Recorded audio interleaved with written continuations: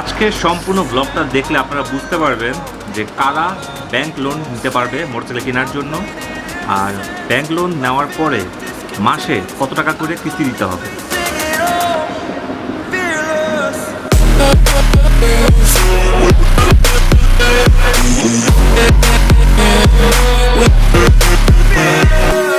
Yo guys, Assalamu alaikum. This is Namul Kader. You watching my YouTube channel Namrock and welcome back to my new vlog.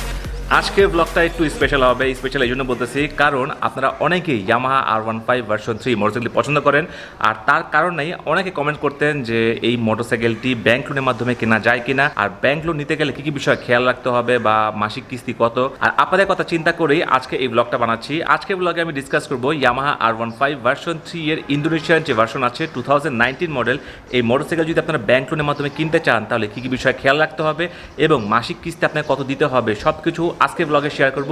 আশা করি আপনাদের কাছে আজকে ব্লগটি ভালো লাগবে, আর যদি ভালো লাগে তাহলে অবশ্যই লাইক করবেন। আর যারা এখন পর্যন্ত আমার ইউটিউব চ্যানেল নামরক সাবস্ক্রাইব করেননি, প্লিজ সাবস্ক্রাইব ইউটিউব চ্যানেল। আজকের ভিডিওটি শুরু করার আগে আমি আপনাদেরকে একটি ডিসক্লেমার দিতে চাই বা সতর্কীকরণ দিতে চাই। সেটা হচ্ছে আমি কোনো ব্যাংকার না বা আমি কোনো ফাইন্যান্সিয়াল অ্যাডভাইজার বা এক্সপার্টও না। আজকের ব্লগে আমি যেসব ইনফরমেশন আপনাদের সাথে শেয়ার করতে যাচ্ছি, এই ইনফরমেশনগুলো আমি একটি মোটরসাইকেল শোরুমের ম্যানেজারের সাথে কথা বলে জানতে পেরেছি, আর ওই ইনফরমেশনগুলো শেয়ার করতেছি যাতে কিনা আপনারা ইজিলি বুঝতে পারেন যে ইয়ামাহা R15 ভার্সন 3 এর ইন্দোনেশিয়ার ভার্সন 2019 মডেল যদি আপনি ব্যাংক লোনের মাধ্যমে কিনতে চান তাহলে আপনাদেরকে মাসিক কিস্তি বা মান্থলি ইএমআই কত দিতে হবে এবং যাবতীয় বিষয়। এবার আসা যাক মেইন টপিকে, মানে আপনি যেহেতু মোটরসাইকেল কিনবেন ব্যাংক লোনের মাধ্যমে, ব্যাংক আপনাকে কেন লোন দিবে এটা ডিপেন্ড করে তিনটা ক্রাইটেরিয়ার উপর। এক, আপনি যদি চাকরিজীবী হয়ে থাকেন বা আপনি যদি চাকরি করে থাকেন তাহলে অবশ্যই ব্যাংক আপনাকে লোন দিবে। দুই, যদি আপনি বিজনেস করে থাকেন বা আপনি যদি বিজনেসম্যান হয়ে থাকেন তাহলে আপনাকে লোন দিবে। তিন, আপনি যদি বাড়িওয়ালা হয়ে থাকেন, মানে আপনার যদি নিজের বাসা থাকে আর সেখান থেকে যদি আপনি ইনকাম থাকে তাহলেও আপনি ব্যাংকের লোন পাবেন মোটরসাইকেল কেনার জন্য। চাকরিজীবী, ব্যবসায়ী এবং বাড়িওয়ালা, এই তিনটার ক্ষেত্রে যেগুলো কমন ডকুমেন্টসগুলো লাগবে, মানে সেম ডকুমেন্টসগুলো লাগবে তিনটা ক্ষেত্রে, সেগুলো আগে শেয়ার করি। প্রথমত লাগবে এনআইডি মানে ন্যাশনাল আইডি কার্ড, এরপর লাগবে দুটি ছবি পাসপোর্ট সাইজের, এরপর লাগবে 3 সার্টিফিকেট, এরপর লাগবে একজন গ্যারান্টর, আর ওই গ্যারান্টরের ন্যাশনাল আইডি কার্ড এবং তার 2টা ছবি লাগবে। চাকরিজীবীদের ক্ষেত্রে যে কোম্পানি চাকরি করতেছে সেই কোম্পানির একটা আইডি কার্ড থাকবে বা বিজনেস কার্ড থাকবে, সেই কার্ডটা লাগবে। আর যারা ব্যবসা করতেছে সেই ব্যবসায়ীদের একটা ভিজিটিং কার্ড লাগবে। বাড়িওয়ালাদের ক্ষেত্রে একটা ডকুমেন্ট এক্সট্রা লাগবে, আর সেটা হচ্ছে বাড়ির রেজিস্ট্রেশন কপি। এখন আসা যাক চাকরিজীবী, ব্যবসায়ী এবং বাড়িওয়ালা, এই তিনটা ক্রাইটেরিয়ার ভিতর যেটা বেশি ডিফারেন্সিয়েট করবে সেটা হচ্ছে ব্যাংক স্টেটমেন্ট। যারা চাকরিজীবী তাদের মধ্যে কিন্তু 2 টাইপস আছে। প্রথমত হচ্ছে যারা স্যালারি অ্যাকাউন্টের মাধ্যমে বেতন পেয়ে থাকে, আর দ্বিতীয়ত হচ্ছে যারা হ্যান্ড ক্যাশ পায়, মানে হাতে ক্যাশ পাচ্ছে। প্রথমেই আসা যাক যারা ব্যাংক অ্যাকাউন্টে বেতন পাচ্ছে, মানে কোম্পানি থেকে সরাসরি ব্যাংক অ্যাকাউন্টে টাকা ট্রান্সফার করে দিচ্ছে বা বেতনটা দিচ্ছে, তাদের বেতন হতে হবে 15 থেকে 20 হাজার টাকা মান্থলি, মানে প্রত্যেক মাসে। আর এই অ্যামাউন্ট আমি বলতেছি একটা এভারেজ অ্যামাউন্ট। এমন অনেক ব্যাংক আছে বেতন যদি 15,000 টাকাও হয় তাদের কিন্তু মোটরসাইকেল কেনার জন্য লোন দিচ্ছে। আবার এমনও ব্যাংক আছে যারা 15,000 টাকা স্যালারি অ্যাকাউন্ট থাকলেও লোন দিচ্ছে না, তারা চাচ্ছে 20,000 টাকা মান্থলি স্যালারি অ্যাকাউন্টে বেতন পাচ্ছে এমন কাউকে লোন দিবে। এই জন্যই আমি অ্যাভারেজ করে বলছি যারা স্যালারি অ্যাকাউন্টে বেতন পাচ্ছেন তাদের বেতন যদি 15 থেকে 20,000 টাকার মধ্যে হয় তাহলে আপনারা ব্যাংক লোন পাবেন মোটরসাইকেল কেনার জন্য।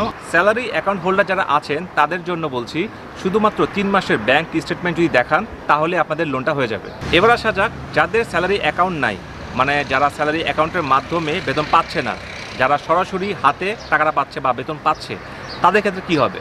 আর তাদের ক্ষেত্রেই বলছি যাদের বেতন 20,000 টাকার উপরে তারা ব্যাংক লোন পাবে মোটরসাইকেল কেনার জন্য। যারা স্যালারি অ্যাকাউন্ট হোল্ডার না, মানে যারা সরাসরি হাতে বেতনটা পাচ্ছেন, তাদের ক্ষেত্রে 6 মাসের ব্যাংক স্টেটমেন্ট দেখালেই লোনটা হয়ে যাবে।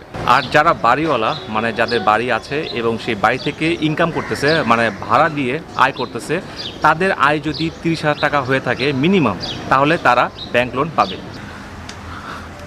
অলরাইট, এখন আসছি ক্যালকুলেশনের বিষয়, মানে Yamaha R15 version 3 Indonesia version 2019 model motorcycle যদি কিনতে চান ব্যাংক লোনের মাধ্যমে তাহলে এটার খরচ টোটাল কত পড়তেছে, এটার মান্থলি ইএমআই বা মাসিক কিস্তি কত টাকা দিতে হবে এবং কত টাকা লোন নিচ্ছি এবং এক্সট্রা কত টাকা দিচ্ছি, আর কত মেয়াদে নেওয়া যায় এবং কত ইন্টারেস্ট রেটে ব্যাংক থেকে লোন নেবেন, এই সব কিছু আমি একটা কাগজে লিখে রাখছি অলরেডি ক্যালকুলেশন করে। এখন জাস্ট শেয়ার করব আর সব কিছু করতেছি আপনাদের জন্য, মানে আপনাদের সুবিধার জন্য।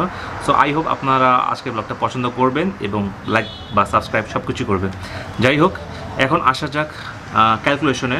আর এই ক্যালকুলেশন শুরু করার আগেই আমি আপনাদেরকে ছোট করে একটা কথা বলে রাখি যে এই ভিডিওতে আমি শুধুমাত্র Yamaha R15 version 3 Indonesia version 2019 মডেলের যে প্রাইস আছে বা এটা যদি আপনারা ব্যাংক লোনের মাধ্যমে কেনেন তাহলে এটা মান্থলি ইএমআই বা মাসিক কিস্তি কত আসবে, কত টাকা আপনি লোন নেবেন, এই সব কিছু যা যা আমি শেয়ার করতেছি, কত ইন্টারেস্ট রেট, ইভেন কত মেয়াদের জন্য নিচ্ছেন, এই সব কিছু কিন্তু আমি একটা এভারেজ মানে স্ট্যান্ডার্ড এভারেজ যেটা সেটার উপর বেস করেই আমি এই ক্যালকুলেশনটা করেছি। এখন যেহেতু লকডাউন অবস্থায় আমরা আছি, মানে হোম কোয়ারেন্টাইনে আছি, আর এই লকডাউন হওয়ার আগে Yamaha R15 version 3 Indonesian 2019 model মোটরসাইকেলটি যে প্রাইস ছিল এটার উপর বেস করে কিন্তু আজকে ক্যালকুলেশনটা করব। আর এখানে যে ব্যাংক ইন্টারেস্ট রেটটা আছে এটাও কিন্তু একটা অ্যাভারেজ ইন্টারেস্ট রেট ধরা হয়েছে। এটা এমন না যে এটা যে ফিক্স, এমনও হতে পারে যে আপনি যদি কোনো ব্যাংক থেকে লোন নিতে চান তাহলে দেখা যাবে যে ওই ব্যাংকের ইন্টারেস্ট রেটটা একটু কম হইতে পারে বা একটু বেশি হইতে পারে, ঠিক নেই। আমি জাস্ট একটা স্ট্যান্ডার্ড অ্যাভারেজ একটা ইন্টারেস্ট রেট ধরছি আর সেটার উপরে কিন্তু আমি ক্যালকুলেশনটা করব। আমার এই ক্যালকুলেশন করার উদ্দেশ্য একটাই, সেটা হচ্ছে যে আমি আপনাকে একটা ফরম্যাট করে দেখাবো যে এই ফরম্যাটে ক্যালকুলেশনটা হয়, যাতে কিনা আপনারা ক্যালকুলেশন করতে পারেন নিজে নিজে। এমনও হতে পারে যে মোটরসাইকেলের প্রাইসটা একটু কম বেশি হতে পারে, আবার দেখা গেল যে আপনি যে ব্যাংক থেকে লোন নেবেন ওই ব্যাংকের ইন্টারেস্ট রেটটা কম হতে পারে আবার বেশি হতে পারে। মানে আমি আজকে যে রেটটা দেখাচ্ছি সেই রেটটার একটু কম হতে পারে আবার বেশি হতে পারে। আবার আপনি কত দিনের জন্য বা কত মাসের জন্য আপনি লোন নিচ্ছেন সেটার উপর ডিপেন্ড করে কিন্তু ক্যালকুলেশনটা ডিফারেন্ট হবে। এখন আসা যাক Yamaha R15 version 3 Indonesian version 2019 যে মডেলটি আছে মার্কেটে, এটার প্রাইস আমি লকডাউনের আগে শুনেছিলাম 5,20,000 টাকা। এখন বিভিন্ন মোটরসাইকেল শোরুমে দেখা যায় বিভিন্ন রকম সিস্টেম থাকে, কিন্তু আমি একদম স্ট্যান্ডার্ড একটা সিস্টেম যেটা আছে সেটা আমি বলতেছি। যেমন 20% ডাউন পেমেন্ট দিতে হয়, মানে মোটরসাইকেলের যে প্রাইসটা আছে তার 20% ডাউন পেমেন্ট দিতে হয়। 5,20,000 টাকা যদি 20% ক্যালকুলেশন করি তাহলে 1,04,000 টাকা আসতেছে। মানে এই 1,04,000 টাকা আমাকে ডাউন পেমেন্ট দিতে হবে, মানে এটা আমার পকেট থেকে দিতে হবে। 5,20,000 টাকার মধ্যে আমি যদি দিয়ে থাকি 1,04,000 টাকা, তাহলে বাকি থাকতেছে 4,16,000 টাকা।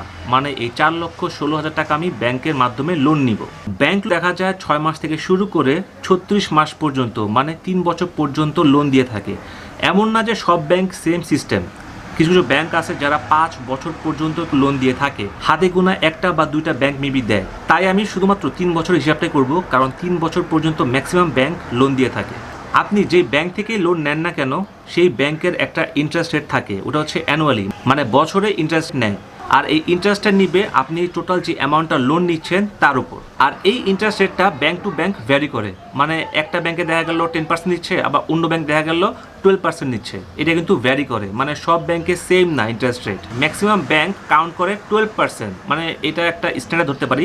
কিছু কিছু ব্যাংক ধরতেছে 11.5%, আবার কিছু কিছু ব্যাংক ধরতেছে 12% একটু বেশি, আবার কিছু ব্যাংক দেখা যাচ্ছে 12% নিচ্ছে। আর তাই আমি আজকে শুধুমাত্র 12%টাকে ধরতেছি অ্যাভারেজ হিসাবে। আর আমি এই যে 12% বলতেছি এটা শুধুমাত্র পুরুষদের জন্য প্রযোজ্য। মানে যদি কোনো পুরুষ মোটরসাইকেল কেনার জন্য ব্যাংক থেকে লোন নেয় তাহলে তার জন্য 12% ইন্টারেস্ট রেট কাউন্ট হবে। যদি কোনো নারী ব্যাংক থেকে লোন নিয়ে থাকে কোনো স্কুটার কেনার জন্য বা কোনো মোটরসাইকেল কেনার জন্য, সেই ক্ষেত্রে দেখা যায় পুরুষের উপর যে 12% ইন্টারেস্ট রেট থাকে তার থেকে কিছুটা কম থাকে।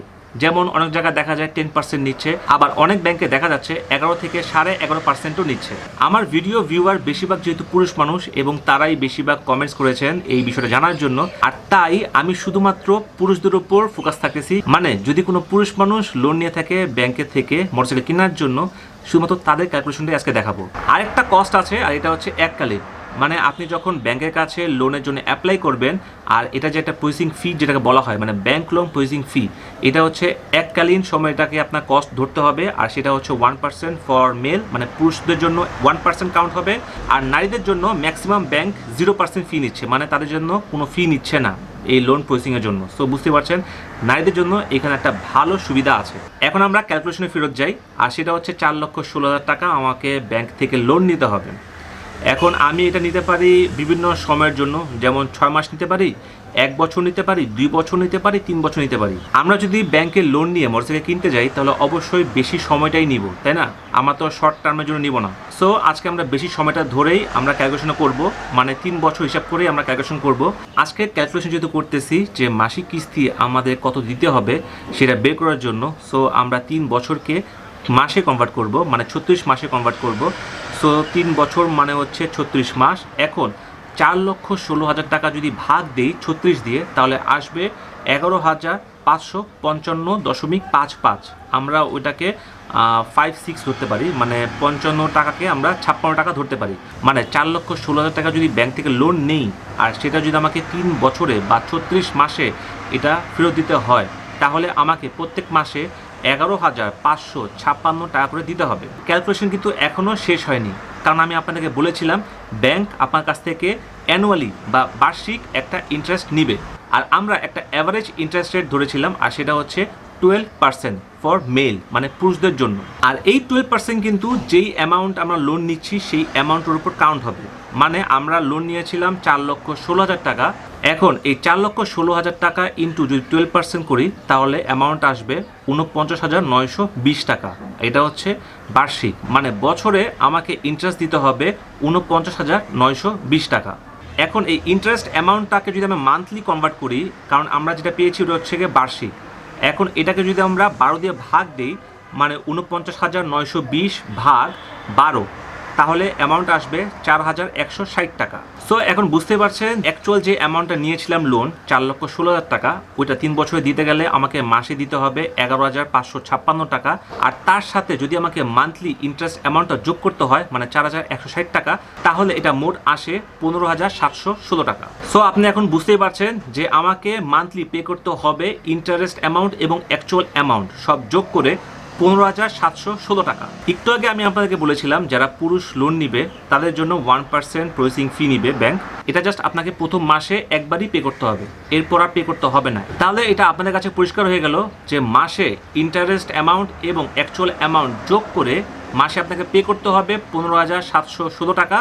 আর এর সাথে যদি এককালীন ফিটা যোগ করে দেই 1% যে প্রসেসিং ফিটা, তাহলে অ্যামাউন্ট আসে 19,876 টাকা। এটা প্রথম মাসে আপনাকে দিতে হবে। আমরা ধরেছিলাম 3 বছর বা 36 মাস, এর মানে প্রথম মাস আমাকে পে করতে হবে 19,876 টাকা, আর দ্বিতীয় মাস থেকে শুরু করে 36তম মাস পর্যন্ত আমাকে পে করতে হবে শুধুমাত্র 15,716 টাকা। আমরা এখন পেয়ে গেছি মান্থলি কত টাকা পে করতে হবে। এখন আসা যাক 36 মাস শেষে আমরা টোটাল কত টাকা পে করতেছি। এটা তো ফিক্স যে আমরা 36 মাস বা 3 বছর যদি লোন নিয়ে থাকি তাহলে আমরা পে করতেছি প্রত্যেক মাসে 15,716 টাকা করে। এখন যদি এই 3 বছর হিসাব একবারে করি, মানে 3 বছরে বা 36 মাসে আমরা টোটাল পে করতেছি সেটা হচ্ছে 5,65,776 টাকা। এর সাথে এখন আমরা যোগ করে দিই এককালীন যে ফিটা দিচ্ছি লোন প্রসেসিংয়ের জন্য, সেটা হচ্ছে 4,160 টাকা। এটা যদি যোগ করি তাহলে টোটাল আসতেছে 5,69,936 টাকা। এটার মধ্যে ইনক্লুডিং আছে 36 মাসে আমরা যেটা পে করতেছি প্রত্যেক মাসে, প্লাস এককালীন যেই 1% প্রসেসিং ফিটা আছে সেটাও, সব কিছু যোগ করে আসছে 5,69,936 টাকা। এখন একটু রিকল করি আমরা কত টাকা লোন নিয়েছিলাম।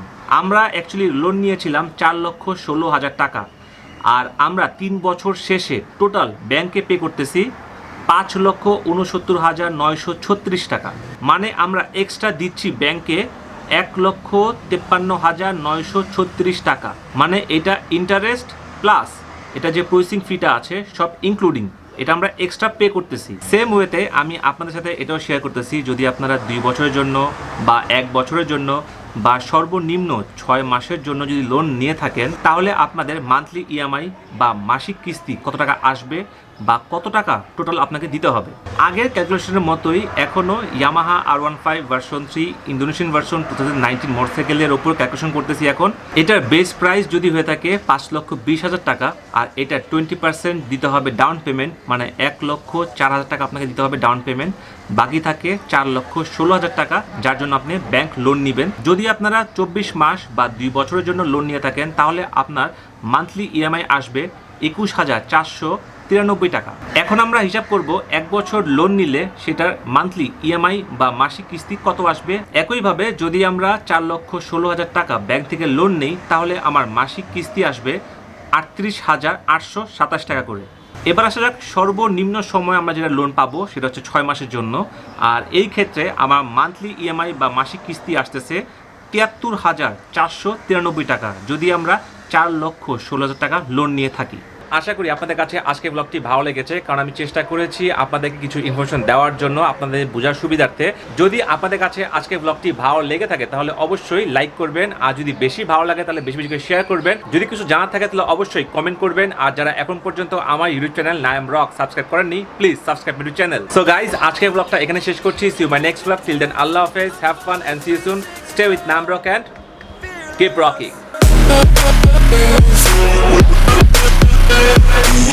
We'll be right back.